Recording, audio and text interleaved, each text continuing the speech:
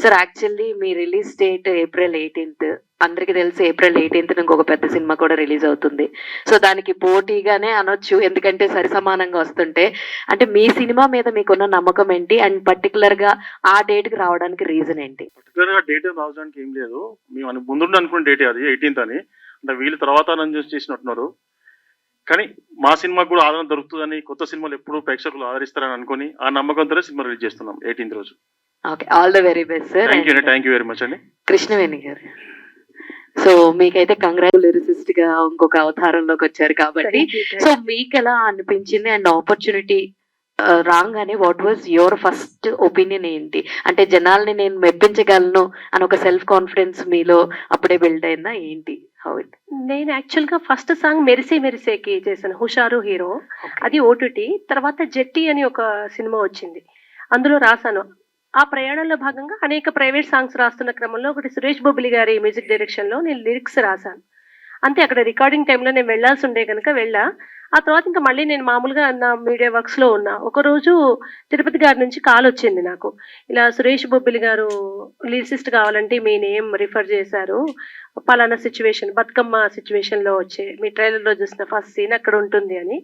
నేను తెలంగాణ ప్రాంత అమ్మాయిని. నాకొచ్చింది కూడా తెలంగాణకు సంబంధించి బతుకమ్మ పాటే గనక వెంటనే 1, 2 డేస్ అనుకుంటాను కదా సురేష్ గారు! 1, 2 డేస్‌లో లిరిక్స్ ఇచ్చాం. చిన్న చిన్న చేంజెస్ ఉంటే చేసినాం. నేను షాక్ అయినా. ఎప్పుడో సురేష్ బొబ్బిలి గారికి ఏదో పాట రాసినా, మళ్ళీ నాకు సురేష్ బొబ్బిలి గారు కూడా చెప్పలేదు. తిరుపతి గారు డైరెక్ట్ ఫోన్ చేసి సురేష్ గారు మిమ్మల్ని రికమెండ్ చేసిరన్నారు. వచ్చింది. దానికి ప్రధానమైన క్రెడిట్ యాజ్ యూజువల్ బతుకమ్మ పాటలంటేనే బ్రాండ్ సురేష్ బొబ్బిలి గారు. అసలు ఫస్ట్ తెలంగాణలో బతుకమ్మ పాటల కల్చర్ తెచ్చిందే ఆయన. అద్భుతమైన ట్యూన్ ఇచ్చారు. బలమంతా ట్యూనే. దానికి నేను లిరిక్స్ అందించిన అంతే. రివీల్ చేశారు మావయ్య అని చెప్పి. మరి మావయ్యని నెక్స్ట్ ప్రెస్ మీట్ అంటే మావయ్య మామూలుగా ఈవెంట్స్‌కి రావటం అది ఇంట్రెస్ట్ ఉండదు. జస్ట్ మేబీ ఇన్‌స్టాగ్రామ్ ఇందులో పోస్ట్ చేస్తారేమో. రావటం అయితే ఉండదండి. ఎందుకంటే ఆయనకి ఇంట్రెస్ట్ ఉండదు. ఎందుకంటే ఆయన ఆడియో ఫంక్షన్‌కి ఎళ్ళరు. ఈజ్ ప్రైవేట్ పర్సన్ బయట. మైనస్ గారు, congrats first of all. Trailer చాలా బాగుంది. అండ్ అంటే చాలా సినిమాలు వస్తుంటాయి, బట్ గొప్ప సినిమాలు అనేవి తక్కువ వస్తాయి. సో అది ఆడిందా లేదా తెలియదు. మన కెరియర్ లో బెస్ట్ మూవీ అవుతాయి అనమాట కొన్ని. అలాంటి మూవీ అనుకుంటాను మీకు ఇది. అండ్ అంటే ఎవరైనా మనకి రీసెంట్ ఎవరైనా తెలిస్తే నాకు అతను తెలుసు, ఆ డైరెక్టర్ తెలుసు, హీరో తెలుసు అంటారు. బట్ అంటే రవితేజ గారు మీ మావయ్య ఏంటి కూడా అంటే ప్రమోషన్ టైంలో కానీ సమ్ టైమ్స్ లో ఎందుకు మీరు చెప్పుకోలేదు? అంటే మీ మూవీకి ఇంకొంచెం ప్లస్ అవుతుంది కదా. రీసెంట్ గా చూసుకుంటే అంటే చిన్న చిన్న సినిమాలకు కూడా పెద్ద హీరోలు వచ్చి ప్రీ రిలీజ్ ఈవెంట్ లో కూడా మాట్లాడడం చూస్తున్నాం. సో అదే ఆయనకి అలా ఆయన పాలసీ ఏంటంటే ఎవరు సొంతంగా రావాలని. సో అది యూజ్ చేసుకుంటూ అది ఇష్టం ఉంటుంది. మేబీ కొంచెం మన సక్సెస్ అయిన తర్వాత ఆయన సపోర్ట్ ఇస్తారేమో. ఇనిషియల్ గా ఇవ్వటం అనేది ఆయనకి ఇంట్రెస్ట్ ఉండదు. ఎంచుకుంటారని చెప్పారు డైరెక్టర్ గారు. బిఫోర్ మీ మూవీ కూడా అంతే సెలెక్టెడ్ గా ఉంది. సో దీంట్లో ఎంచుకోవడానికి స్పెసిఫిక్ రీజన్ ఏంటి? అది ఏ పాయింట్ బాగా కనెక్ట్ అయింది మీకు? నాకు ఇందులో పాయింట్ కనెక్ట్ అవ్వడం అంటే, నేను ఇప్పటివరకు ఇలాంటి రోల్ చేయలేదు. అంటే ముందు ఆల్రెడీ చేసున్నా ఒక 2 క్యారెక్టర్స్, అవి కూడా విలేజ్ బ్యాక్గ్రౌండ్ టైపే ఉంటాయి. But this is like complete different అనమాట. చెప్పా కదా, you can see me here, you can see me on the poster. అక్కడ ఎలా ఉన్నాను, ఇక్కడ ఎలా ఉన్నాను, కంప్లీట్ వేరియేషన్ ఉంటుంది. సో అది చూస్తే మీకు అర్థమవుతుంది. మెయిన్ ఆ క్యారెక్టరైజేషన్ నచ్చి నేను చేశాను. లేదంటే ఫస్టేనే అడిగాను అనమాట, సార్ నేను ఎలా చేయను అలా చేయను అంటే, పర్లేదండి నేను అదే చెప్తున్నారు, నేను డ్రెస్సింగ్ చూపించాను మేడంకి, అప్పుడే ఒప్పుకున్నారంటే దాన్ని అడిగాను అనమాట. 4 years గ్యాప్ అయింది ఇప్పటి వరకు. చాలా మంది ఈగర్లీ వెయిట్ చేస్తుంటారు. అంటే 1 month 2 months లోనే వస్తే బాగుంది అన్నట్టుంటది. ఇంత లాంగ్ టైం కదా, ఎలా అనిపించింది మీకు ఆ గ్యాప్ లో? అంటే ఈ గ్యాప్ లో నేను మిగిలిన చేసుకున్నాను కాబట్టి ఐ ఫెల్ట్ లైక్, బట్ ఇది ఫస్ట్ వచ్చి ఉంటే బాగుండు. ఎందుకంటే ఇందులో నాకు యాక్టింగ్ స్కోప్ ఎక్కువ. మిగిలిన మూవీస్ తో కంపేర్ చేసుకుంటే ఇది యాక్టింగ్ స్కోప్ చాలా ఎక్కువ ఉంటుంది అనమాట. దాన్ని నేను ప్రూవ్ చేసుకోవడానికి ఈ మూవీ చాలా యూజ్ అవుద్ది. సో ఇది రిలీజ్ అయితే చూడాలి ఎలా ఉంటుందో రెస్పాన్స్. డైరెక్టర్ గారు, ఆ డిసప్పాయింట్ అనేది 18th మనకి క్లియర్ చేస్తుందని అనుకుంటున్నాం. ఎందుకంటే బెస్ట్ మూవీ, మంచి మూవీ ఎప్పుడు వచ్చినా ఆడియన్స్ మోసం చేయరు ఎవరు చేసినా. సో అలాంటి మంచి మూవీ అవుతుంది అనుకుంటాను. అండ్ అంటే మనం బిజినెస్ పాయింట్ ఆఫ్ నుండి మాట్లాడుకుంటే కొన్ని సినిమాలు ఈ మధ్యన రిలీజ్ కి ముందే ఓటీటీకి అమ్మేయడం, సో అవన్నీ క్లియర్ చేసుకుని థియేటర్గా వెళ్తున్నారు. సో మీరేంటి అలాంటి ఓటీటీకి అమ్మేయడం జరిగిందా, లేకపోతే ఏంటి అప్రోచ్ అయ్యారా? దీనికి ముందు నేను మర్చిపోయాను యాక్చువల్లీ, ఇంతకుముందే చెప్పాలి. బిగ్ ఫిష్ సినిమాస్ అంటే ఆ లోగో యాడ్ అయింది కదా, సో వాళ్ళు మా డిజిటల్ మీడియా అంతా చూసుకుంటున్నారు, రానాను సిద్ధార్థ్ అన్న వాళ్ళు. సో వాళ్ళు యాక్చువల్లీ సినిమా రిలీజ్ అవ్వడానికి ఇప్పుడు అంటే కొన్ని సంవత్సరాల తర్వాత రిలీజ్ అవ్వడానికి ఫస్ట్ వాళ్ళే ధైర్యం ఇచ్చారనమాట. ఈ సినిమా తప్పకుండా ఓటీటీకి వర్కౌట్ అవుతుంది, థియేటర్లో కూడా చాలా మంది చూస్తారు ఈ సినిమాని, సో మనం థియేటర్ కూడా చేద్దాము, మా సపోర్ట్ మీకు ఉంటుంది అని చెప్పేసి బిగ్ విష్ సినిమా వాళ్ళు మాకు ఆ మాట ఇవ్వడం వల్ల మేము ఈరోజు మళ్ళీ మా ప్రొడ్యూసర్ గారు నమ్మి ముందుకు వచ్చినాం. థ్యాంక్స్ చెప్తున్నా బిగ్ విష్ సినిమాస్ వాళ్ళకి. Thank you sir. చెప్పండి. ఒక సినిమా తీయాలంటే ఎన్ని స్ట్రగుల్స్ ఉంటాయి. ఇండస్ట్రీలో 30 ఏళ్ళ నుంచి నేను చూస్తూనే ఉన్నాను, డైరెక్టర్లు కానీ, హీరోలు కానీ, ఆర్టిస్ట్ కానీ, డిపార్ట్మెంట్. సో ఈ స్ట్రగుల్ పడి వచ్చిన వాళ్ళందరూ కూడా సక్సెస్ఫుల్గా కెరీర్ ప్రారంభించారు. ముందే ఈ స్ట్రగుల్ అంతా అనుభవించారు. చాలా సంతోషం, సక్సెస్ సాధిస్తారని నమ్మకం నాకుంది. Thank you. సో ఈ సబ్జెక్ట్ తీసుకోవడానికి మీకు ఏమైనా ఇన్స్పిరేషనా, ఇదన్నా ఏ రీజన్తో తీసుకున్నారు ఈ సబ్జెక్ట్? అంటే ఒక లవ్ సబ్జెక్ట్ తీసుకోవచ్చు, ఒక ఎంటర్టైన్మెంట్ తీసుకోవచ్చు, ఎనీ వెళ్ళిపోవచ్చు. ఇది ఒక స్ట్రగుల్ తో కూడిన సబ్జెక్ట్ ఇది. మీ టీజర్ చూసిన తర్వాత నేను ముందు కొంచెం కమర్షియల్గా ఉండేవాడిని, అంటే కమర్షియల్ కథలు రాసేవాడిని. నాకు పూరి జగన్నాథ్ గారు అంటే చాలా ఇష్టం. సో కొడితే దిమ్మ తిరిగిపోవాలి, కొడితే షటర్ పగిలిపోవాలి అనేది ఉంటుండే. కానీ ఒక స్టేజ్ వచ్చిన తర్వాత రియలైజేషన్ అయినా అసలు మనలో ఏముంది కొత్తదనం, అంటే మన ఆడియన్స్ మన సినిమా ఎందుకు చూడాలి, మనం ఒక పదం రాసినా లేకపోతే ఒక డైలాగ్ రాసినా సీన్ రాసినా ఎందుకు చూడాలి అనుకున్నప్పుడు రూటెడ్ అంటే అప్పటికి కొంచెం తెలంగాణ ఇది జరుగుతుంది. సో అప్పుడు రాసిన కథ ఇది, ఒక 6 years బ్యాక్. తెలంగాణ మట్టి కథ చెప్పాలి, ఎందుకంటే తెలంగాణ సినిమాలు ఎన్నో వస్తున్నాయి, బట్ ఇది అన్నిటికీ భిన్నంగా ఉంటుంది. సో నేను దీన్ని ఎంచుకోవడానికి మెయిన్ రీజన్ ఏంటి అంటే మనం ఆడియన్స్కి దగ్గర రావాలి, మనలో ఒక క్రియేటివిటీ ఉంది అని తెలియాలి అని ఇలాంటి సబ్జెక్ట్ ఎన్నుకొని డేరింగ్గా ముందుకు వచ్చాను. అంతే అండి, అంటే కొత్తగా ఉండాలి అని చెప్పేసి.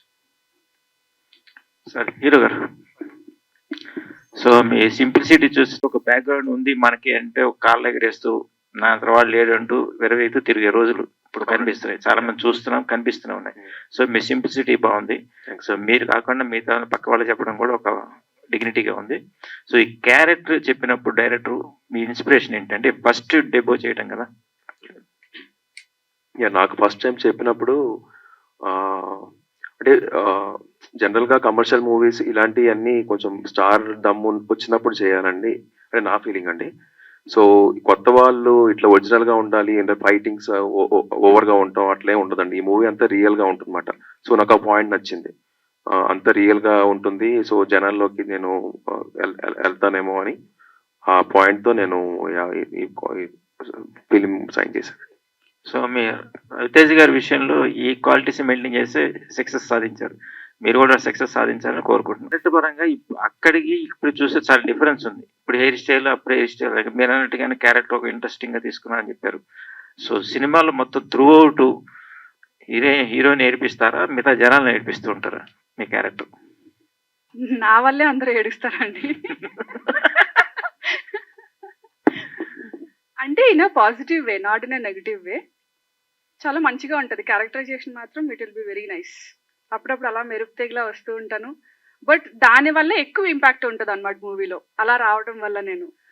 ఓకే, ప్రొడ్యూసర్ గారికి వస్తాయా 10 పెడితే 100 వస్తాయా, 100 పెడితే 1000 వస్తాయా, 1000 పెడితే 1,00,000 వస్తుందా అని ఆలోచించిన రోజులు ఇవి. సో ఇంత స్ట్రగుల్ పడుతూ ఒక డెబో డైరెక్టర్ని ఒక డెబో హీరోని అందరిని పెట్టుకొని ఇన్వెస్ట్ చేయడం అనేది గట్స్ ఉండాలి. సో ఏ గట్స్ తో మీరు ఈ సినిమాని కొనుక్కొని చేశారు? కేవలం సినిమా మీద ప్యాషన్ తోటి అండి, కేవలం సినిమా మీద ప్యాషన్ తోటి తీసినాను. అంటే కథ ఏ కథ ఫస్ట్ చెప్పినప్పుడు తిరుపతికి నీకు అదే చెప్పినావు, నువ్వు ఏదైతే చెప్తున్నావో దాన్ని నాకు స్క్రీన్ మీద చూపించాలంటే చూపించగలిగితే నేను ఇన్వెస్ట్ చేయడానికి రెడీ అని చెప్పినాను. ఆల్రెడీ ఫస్ట్ డే సెకండ్ డేనే అర్థమైపోయింది, యాజ్ ది బుక్లో ఏముందో that is in the screen. So all the best. Thank you అండి, thank you very much. Profit వస్తుందని ఎప్పుడు ఎక్స్పెక్ట్ చేయలేదండి. ప్రాఫిట్ గురించి అసలు ఆయన థింకింగ్ లేదు. ఒక మంచి కథ తీయాలి, జనంలోకి వెళ్ళాలి అని, క్వాలిటీ మూవీ తీయాలని ఆ పాయింట్తోనే ఆయన వచ్చారండి. అసలు ఫస్ట్ నుంచి ఎక్కడ ప్రాఫిట్ అనేది ఎప్పుడు మాట్లాడలేదు బాబు ఆయన. సో ఆయన కోసం ఈ మూవీ హిట్ అవ్వాలండి. కాల్ వచ్చింది, మంచి పాట రాశానని ఒక ఆనందం ఆదృతితో చెప్పారు. సో పాట ఆడియన్స్ లో ఎంత రీచ్ అవుతుంది అనుకుంటున్నారు? ఏదన్నా ఒక పల్లవి అన్న పాడతారా? ఖచ్చితంగా. అంటే అది పాడింది మంగ్లీ గారు, ఫేమస్ సింగర్. మీ దగ్గర కూడా ఒక ఉంటుందా అండ్ కంపోజర్ సురేష్ బొబ్లీ గారు. డెడ్లీ కాంబినేషన్ అది. ఎన్ని సూపర్ హిట్ సాంగ్స్ వచ్చాయి. నేను పాడితే బాగోదు, బట్ 2 లైన్స్ అది కూడా మ్యూజిక్ డైరెక్టర్ ముందు అడుగుతున్నారు మీరు. కొమ్మ కొమ్మ పూలు ఇల్లు జరేనంట, రెమ్మ రెమ్మ పూలు, ఈ టైప్ లో ఉంటుంది. బతుకమ్మ సాంగ్ ప్రతి తెలంగాణ స్త్రీ బతుకమ్మ ఆడేటప్పుడు పెట్టుకొని పాడే అద్భుతమైన పాట. అది సిచ్యువేషన్ కి తగ్గట్టుగా ఒక చరణంలో చిన్న చిన్న చేంజెస్ ఉంటాయి. అండ్ సురేష్ బొబ్బిలి గారికి అండ్ తిరుపతి గారికి, భాస్కర్ గారికి మీరు అడిగిన సందర్భంగా మళ్ళీ నేను థ్యాంక్స్ చెప్తున్నా. మా పెన్ను దగ్గరికి రావాలి. దానికి మా టాలెంట్ కన్నా అదృష్టం ఎక్కువ అవసరం. ఎందుకంటే మహనీయులు ఎంతో మంది ఉన్నారు మా పైన, అయినా నన్ను ఎంచుకోవడం నిజంగా మళ్ళీ మళ్ళీ థ్యాంక్స్ అండి మీకు. సో మీ సాహిత్యంలో ఒక విలువ ఉంది. అవి హీరోని ఎంచుకొని అన్ని అయిపోయిన తర్వాత మెడిటేట్ అవన్నీ పెట్టుకోవాలి, ఏం చేసుకోవాలి, ఎలా చేయాలి అనేది ఒక సిస్టమ్ రన్ అవుతుంటుంది. సో సినిమా అంతా అయిపోయిన తర్వాత మీరు ఎదురుకు వచ్చిన తర్వాత ఈ రష్ అంతా చూసిన తర్వాత ఎలా ప్లాన్ చేసుకున్నారు అసలు? ఒక రిస్క్ అని తీసుకున్నారా? ఇది చాలా విలేజ్ బ్యాక్ డ్రాప్ లో తీసిన సబ్జెక్ట్ ఇది. అవునవును సార్. యాక్చువల్లీ నాకు ముందు నుంచే కథ తెలుసు సార్. నాకు ఫ్రెండ్ తిరుపతి గారు ఎప్పటి నుంచో కథ తెలుసు. ప్రొడ్యూసర్ ఓకే కాకముందు నుంచే మేము ట్యూన్స్ అవి ఇవి చేసి పెట్టేవాడిని. కథ అంటే సోల్ తెలుసు కాబట్టి నాకు స్కోర్ చేయడం చాలా ఈజీ అయిపోయిందండి. ముందు నుంచి డిస్కస్ చేసుకొని ఉన్నాం కాబట్టి స్కోర్ చేయడం చాలా ఈజీ అయిపోయింది. రిస్క్ అంటే పెద్దగా దాని మీద ఏదో నోట్స్ ప్రిపేర్ చేసుకుని అట్లా ఏం చేయలేదు. సినిమా విజువల్ చూడగానే నేను చాలా ఎగ్జైట్ అయినప్పుడు ఏదైతే వచ్చిందో ఒరిజినల్గా అదే చేసి డెలివరీ చేసిన అండి. సో ఆడియన్స్ పాయింట్ ఆఫ్ వ్యూలో ఏ సందర్భంగా మీ మ్యూజిక్ వాల్యూ వస్తుంది అనుకున్నారు ఈ సినిమా పరంగా? త్రూఅవుట్ ఫిలిం చాలా బాగుంటుందండి. పర్టికులర్గా love scenes and brother and అంటే ఇద్దరు బ్రదర్స్ మధ్యలో ఉండే సెంటిమెంట్, మదర్కి సన్కి మధ్యలో ఉండే సెంటిమెంట్, లవర్స్ మధ్యలో ఉండే ఆ ఎమోషన్ కానీ చాలా బాగా వర్కౌట్ అయిందండి యాక్చువల్లీ. అంటే ఇది ఒక లవ్ స్టోరీ అని చెప్పొచ్చు actually, complete love story. So music director గా మరో హిట్ కొట్టబోతున్నారు అనుకుంటున్నా అండి, దేవుడి దయ అవుతున్నారు. అవ్వాలండి. Thank you. ఆ డైరెక్టర్ ఒక టఫ్ జాబ్. ఇప్పుడు ఆ మెటీరియల్ దొరకదు ఎక్కడ, దానికోసం పరిగెత్తాలు తీసుకురావాలని చేసుకోవాలి. ఫౌండేషన్ వేరేగా ఉంటుంది. సో ఎంత రిస్క్ తీసుకున్నారు, ఎంత ఖర్చు చేశారు ఈ సినిమాకి? రిస్క్ అయితే ఉందండి, ఖర్చు చాలా తక్కువనే చేసిన యాక్చువల్లీ. బికాజ్ తిరుపతి నా ఫ్రెండే కాబట్టి అండ్ భాస్కర్ గారి గురించి కూడా తెలుసు కాబట్టి అంటే వీలైనంత తక్కువ ఖర్చు పెట్టినాం. మోస్ట్లీ మాకు లొకేషన్స్ యాడ్ అయినాయండి. అంటే నేను ఎక్కువ సోర్సింగ్ చేసి అక్కడ చుట్టుపక్కల ఉన్న ప్లేసెస్ నుంచి ఏం కావాలనేది అక్కడిదక్కడ క్రియేట్ చేయడం జరిగింది, రాదర్ దాన్ పర్చేసింగ్ అవన్నీ కాకుండా. సో అట్లా మా టీం కూడా, నా టీం ఉండే సురేష్, సంపత్ అని మా ఆర్ట్ టీం ఉంటుండే, విలేజర్స్ లో కూడా చాలా మంది హెల్ప్ చేశారు. సో మోస్ట్ ఆఫ్ ఆర్గానిక్ గా మేము అక్కడ ఉన్న వాటిని ఎక్కువ యూజ్ చేసి చేసినాం సార్. సో అట్లా కొంచెం బడ్జెట్ కంట్రోల్ చేయగలిగినాం. సో కెరీర్ పరంగా ఇది ఎన్నో సినిమా మీకు? మీ కెరీర్ పరంగా ఇది ఎన్నో సినిమా? ఇది సెవెంత్ సార్. అంటే ఆ విధంగా అలాగే ఉంటుంది అనుకుంటా. లేదు సార్, లేదు. సైరత్ భావాలు ఏమి ఉండవండి దీనిలో. ఇది కంప్లీట్ జగమెరిగిన సత్యం భావాలే ఉంటాయి. సైరత్ ఇన్ఫ్లుయెన్స్ ఏం లేదు. అంటే ఇంతవరకు ఇండస్ట్రీలో రాని సినిమానా కాన్సెప్ట్? కథలు చాలా తక్కువనే ఉంటాయండి. 9 కథలు అని చెప్పుకుంటాం మనం. దాంట్లోనే తిప్పుకొని రాయాలి మనం. ఇది కూడా దాంట్లో నుంచే ఉంటుంది. బట్ బేసిక్ ఏంటంటే సార్, తెలిసిన కథని చెప్పడమే చాలా కాంప్లికేటెడ్. నేను అదే తీసుకున్నా. జగమెరిగిన సత్యం అనే టైటిల్లోనే ఉంది. జగమెరిగిన సత్యం అంటే మనం మామూలుగా ఏమంటాం సార్ అంటే దాని మీనింగ్ అందరికీ తెలిసిందే. సో తెలిసిన విషయాన్ని చెప్పడం చాలా కాంప్లికేటెడ్గా ఉంటుంది. సో టైటిల్లోనే చెప్పేసి నేను, ఈ కథ చాలా కాంప్లికేటెడ్. సో అదే అంటే ఏ జోనర్ కిందకు వస్తుంది అనుకుంటారు అసలు? ఇది లవ్ కమ్ ఫ్యామిలీ డ్రామా ఉంటుంది. So most of the 50% love, 50% drama ఉంటుందండి. ఫ్యామిలీ ఎమోషన్ చాలా కనెక్ట్ అవుతారు మీరు. సో లవ్ని ఎంత ఫీల్ అవుతారో ఎమోషన్ని కూడా అంతే ఫీల్ అవుతారు. ఒక కన్నెట్ చుక్కన కారుస్తారు మాకోసం. సినిమా 18th రిలీజ్ కాబోతుంది, కానీ ప్రమోషన్స్ కొద్దిగా చాలా తక్కువ ఉన్నాయి. సెలబ్రిటీస్ కూడా పిలిచారు కానీ ఎవరు కూడా రెస్పాండ్ కాలేదు అనుకోండి. ఎందుకని, ఏంటి? అంటే చెప్పచ్చు, చెప్పకూడదు? చెప్పండి. మాకున్న పరిధిలో చేస్తున్నామండి ప్రమోషన్స్. ఎందుకంటే సినిమాకి కొంతవరకు అంటే మేకింగ్ పరంగా ప్రొడ్యూసర్ గారు చాలా బాగా పెట్టారు డబ్బులు. కొంచెం స్టేజ్ వచ్చిన తర్వాత అందరికి కొంచెం ప్రాబ్లమ్స్ వచ్చినాయి. సో దానివల్ల ఉన్న పరిధిలో చేస్తున్నాం. ఇక సెలబ్రిటీస్ విషయానికి వస్తే సాంగ్ ఆకాష్ పూరి గారు రిలీజ్ చేశారు ఒకటి, సపోర్ట్ దొరికింది. రాజేంద్ర ప్రసాద్ గారు ఒక సాంగ్ రిలీజ్ చేశారు. ఒక 2 నిమిషాలు మాట్లాడి ఆ నలుగురు ఇలాంటి సినిమా గుర్తొచ్చింది నాకు అబ్బాయి అని చెప్పాడు. సో శ్రీకాంత్ అడ్డల గారు రిలీజ్ చేశారు. డిఓపి గురించి చాలా ఎక్కువ మాట్లాడారు. సో సపోర్ట్ ఉంటుంది. అంటే మనం ఏంటంటే మేము వాళ్ళకి రీచ్ అవ్వట్లేదు కావచ్చు అని మేము అనుకుంటున్నాం. అంటే ఇండస్ట్రీ పరంగా ఇంకొంచెం రీచ్ అవ్వట్లేదు అని చెప్పేసి, అదే మా ప్రమోషన్స్ కొంచెం తక్కువ ఉండడం వల్ల రీచ్ అవ్వట్లేదు. బట్ ఈ ట్రైలర్ ఇప్పుడు యూట్యూబ్లో రిలీజ్ అయింది. సో ఇది చూసిన తర్వాత మాకు ఇంకా సపోర్ట్ దొరుకుతుంది. 18th లోపు సపోర్ట్ దొరుకుతుందేమో అనుకుంటున్నాను. అంటే మీలాంటి పెద్దవాళ్ళు కూడా ఇంకా సపోర్ట్ చేయాలి. ప్రతి వారం ఒక చిన్న సినిమా అయినా వస్తే సురేష్ బాబులి కంపల్సరీ కనిపిస్తాడు, లేదంటే ఆయన సినిమా కంపల్సరీ మ్యూజిక్ ఇచ్చిన సినిమా వస్తూనే ఉంటుంది. పెద్ద మాట అది. నా బాధ్యత అని చేస్తున్నాను. నన్ను నమ్మొచ్చిన వాళ్ళకు నా బాధ్యత అని వర్క్ చేసి ఇస్తున్నాను. చిన్న పెద్ద అని ఏం చూడట్లేదు. దానికి నేను ఎంతవరకు వర్కౌట్ అవుతా, వాళ్ళకి ఎంతవరకు హెల్ప్ అవుతానో అది చేసి ఇస్తున్నాను. అంటే ఒకవైపు పెద్ద సినిమాలు చేస్తున్నారు, ఒకవైపు చిన్న సినిమాలు చేస్తున్నారు కదా. సో ఎట్లా అనిపిస్తుంది ఈ సినిమా, ఈ కథ చెప్పినప్పుడు దీనికి తగ్గట్టు ఏ విధంగా ప్లాన్ చేసుకున్నారు మీరు? అదే అండి, నాకు ముందు నుంచే తెలుసు కథ. ముందు నుంచే తెలుసు. తిరుపతి నేను ఎప్పటి నుంచో ఫ్రెండ్స్ యాక్చువల్లీ. నేను ఒక ప్రొడక్షన్ అరణ్ మీడియా అనే ప్రొడక్షన్, నారా రోహిత్ గారి ప్రొడక్షన్లో నీదే నాది ఒకే కథ చేస్తున్నప్పుడు ఆ ప్రొడక్షన్లోనే ఇంకో ఫిలింకి అసిస్టెంట్ డైరెక్టర్గా వర్క్ చేస్తున్నాడు. అక్కడ మాకు పరిచయం ఏర్పడింది. ట్రావెల్ చేస్తూ ఉంటే ఫ్లోలో మనోడు కథ చెప్పడం జరిగింది.